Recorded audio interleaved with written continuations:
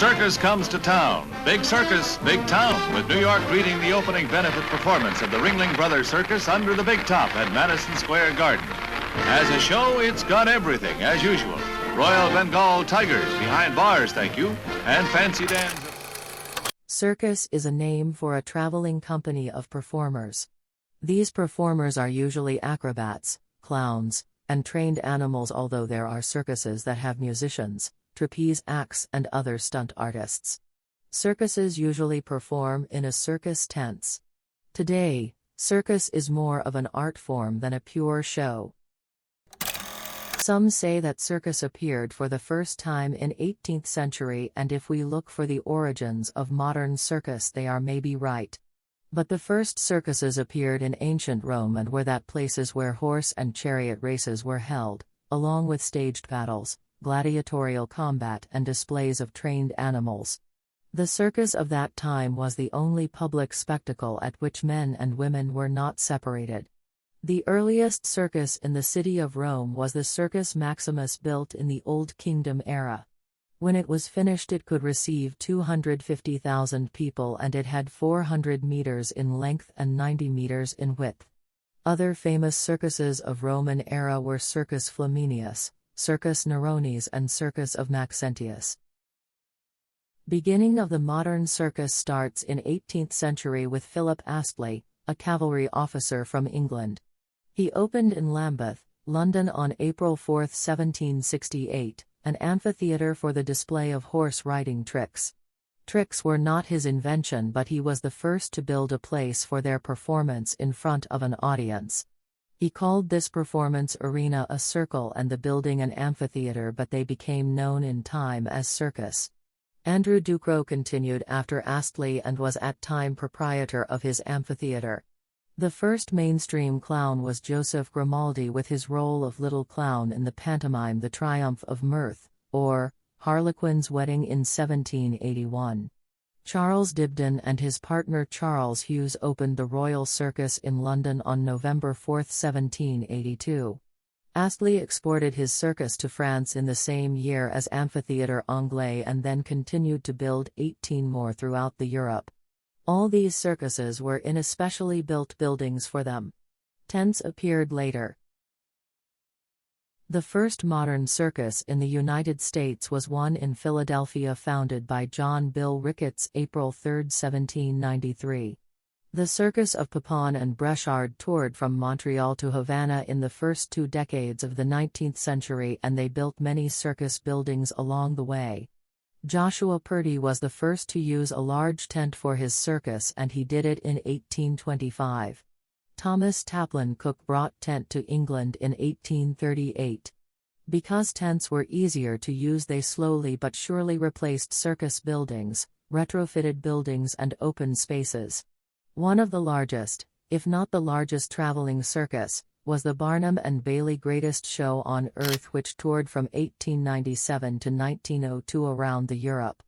Under the wish by Lenin for the circus to become the people's art form, the USSR nationalized Russian circuses in 1919 and opened the State University of Circus and Variety Arts, better known as the Moscow Circus School, in 1927.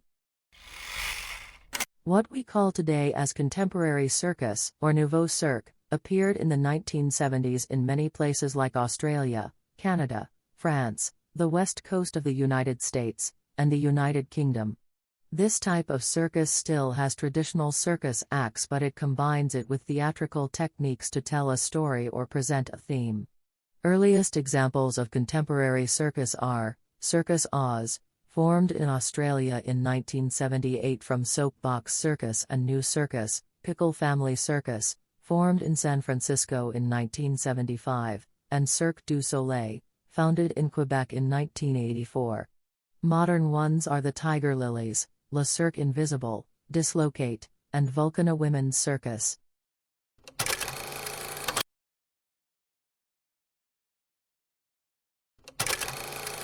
Isaac van Amberg, the Great Lion Tamer. From his humble origins as an assistant at a menagerie called the Zoological Institute of New York, the flamboyant Isaac van Amberg grew into the most famous lion tamer of the 19th century. His act was renowned for its extreme daring. After entering the cage clad in ancient Roman garb, Van Amberg would taunt his collection of lions, tigers and leopards and force them to stand on his shoulders and let him ride on their backs.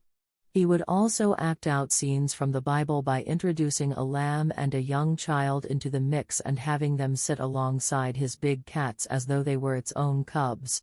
For his big finish, the great tamer would soak his arm or his head in blood and fearlessly thrust it between a lion's gaping jaws.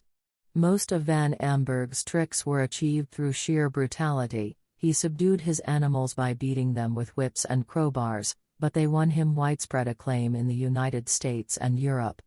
His most famous admirer was the British Queen Victoria, who attended his London shows 7 times in 1839 and later commissioned a painting of him reclining with his cats. Dan Rice, the king of American clowns. Dan Rice's name isn't well known today, but in the mid-19th century he was a world-famous performer who counted the likes of Mark Twain and President Zachary Taylor as acquaintances and admirers. The New York native first stepped into the spotlight in the 1840s with a clowning act that mixed physical comedy and trick riding with homespun witticisms and musical numbers. Audiences ate it up, and he was soon raking in $1,000 a week as the star and owner of his own traveling circus. Part of Rice's appeal lay in his ability to mix topical humor and political satire with feats of strength and other traditional circus stunts. He was one of Abraham Lincoln's most outspoken critics during the Civil War, and he later launched a short-lived bid for the presidency in 1868. Rice's popularity waned in the years before he finally hung up his clown shoes in the 1890s, but he's since been hailed as one of the fathers of the modern circus. Annie Oakley, the peerless lady wing shot. Phoebe Ann Moses first honed her rifle skills while hunting wild game during her childhood in Ohio. After marrying vaudeville performer Frank Butler in the 1870s, she took the name Annie Oakley and toured with circuses as a professional sharpshooter. By the 1880s, the young Deadeye had joined the frontier extravaganza Buffalo Bill's Wild West and become its highest-paid performer. Her arsenal of tricks including hitting the edge of a playing card from 30 paces, snuffing out a candle with a bullet, blasting targets while riding a bike and even shooting a lit cigarette from her husband's lips. Crowds were entranced by Oakley's superhuman marksmanship and folksy personality, and she eventually spent some 3 decades touring the world with the Wild West and other shows. Before retiring in 1913, she performed for the likes of Queen Victoria, Kaiser Wilhelm II and Thomas Edison, who once filmed one of her shooting exhibitions with a newly invented kinetoscope camera. Jules Liotard, the daring young man on the flying trapeze. French-born acrobat Jules Liotard is remembered as the first man in history to attempt a flying trapeze act. The son of a gymnasium owner, he first practiced the high-flying stunt over his family's swimming pool before unveiling it in 1859 at the Cirque Napoleon in Paris. He later took his act to London, where he captivated audiences by somersaulting between 5 different trapezes with only a pile of old mattresses to break his fall. Liotard's death-defying deeds made him into something of a sensation during the 1860s, but his career was tragically cut short after he died of disease at the age of 28. By then, the intrepid aerialist had already been immortalized in the popular song The Daring Young Man on the Flying Trapeze. He also became the namesake for the leotard, the snug, one-piece garment that he had designed to show off his physique during performances. Zazel, the human projectile. In 1877, the world's first recorded human cannonball took flight when teenaged acrobat Rosa Richter, better known by her stage name Zazel, was shot into the air at the Royal Aquarium in London. The cannon that sent her airborne was invented by tightrope walker William Leonard Hunt and consisted of coiled springs attached to a foot platform. When the springs propelled Zazel out of the barrel and into a waiting safety net, a worker would set off a gunpowder charge to recreate the look and sound of a cannon shot. Word of Zazel's death-defying stunt quickly spread, and it wasn't long before crowds of up to 15,000 people were gathering to watch her soar over their heads. The young daredevil later toured with P.T. Barnum's circus in the United States, but her luck finally ran out in 1891, when she overshot the net during a performance in New Mexico. While Zazel survived, a broken back forced her to retire from the circus for good. Charles Blondin, the Great Blondin. French daredevil Charles Blondin made his first circus appearance as a young boy, when he performed somersaults and wire dancing under the name The Little Wonder. He was a skilled acrobat and athlete. He once leapt over 2 lines of soldiers holding fixed bayonets, but he was most famous for his heart-pounding exploits as a tightrope walker. In June 1859, a 35-year-old Blondin made history when he strung a 1,300-foot hemp rope between the American and Canadian sides of Niagara Falls and strolled across the chasm, pausing along the way to enjoy a few swigs from a bottle of wine. He later repeated the stunt on multiple occasions, each time with a new and seemingly suicidal twist. He conquered the falls on stilts, with a sack over his head, wearing chains, pushing a wheelbarrow, and even while carrying his terrified manager on his back. Most famous of all was the time he crossed with a cooking stove and stopped halfway to prepare an omelette, all while balancing on a 2-inch-wide rope suspended some 160 feet above the water. The Great Blondin would later make a fortune displaying his high-wire heroics across the United States, Europe, Asia, and Australia. He became world-famous, so much so that several imposters and imitators used his name to get publicity for their own tightrope stunts. May Vierth, the world's greatest bareback rider. Trick riding and equestrian stunts were a fixture under the big top from its early days in the 18th century, but few riders ever became as famous as Australia native May Vierth.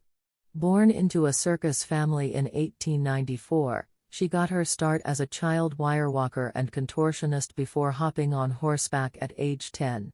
She later joined Barnum and Bailey's circus in America, where she dazzled audiences with an act that combined acrobatics with expert bareback riding. Vierth could perform a forward flip on horseback from a kneeling position, the first woman to do so, and perfected a trick where she did somersaults from one moving horse to another. The dainty, 4'11" rider also showed off her physical strength by leaping from the ground onto the back of a galloping stallion, sometimes while blindfolded and wearing heavy baskets on her feet. Vierth's good looks and daring stunts won her legions of admirers and frequent mentions in the gossip pages of newspapers.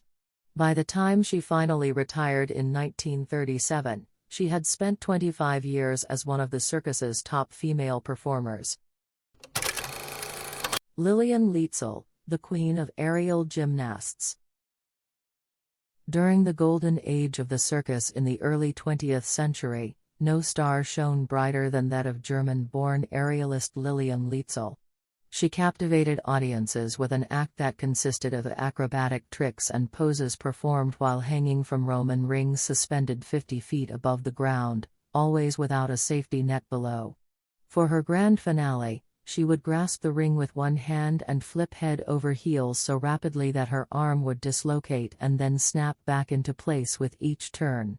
The spellbinding routine made Lietzel into an international diva. She was voted the most beautiful and attractive woman in all the world by American soldiers during World War I, and she became the first Ringling Brothers and Barnum and Bailey star to receive a private train car while on tour. Lietzel continued her physically demanding act well into her 30s, but her career ended in tragedy in 1931, when a piece of metal on her rigging snapped during a performance in Copenhagen and sent her plummeting to the floor. She died from her injuries just 2 days later.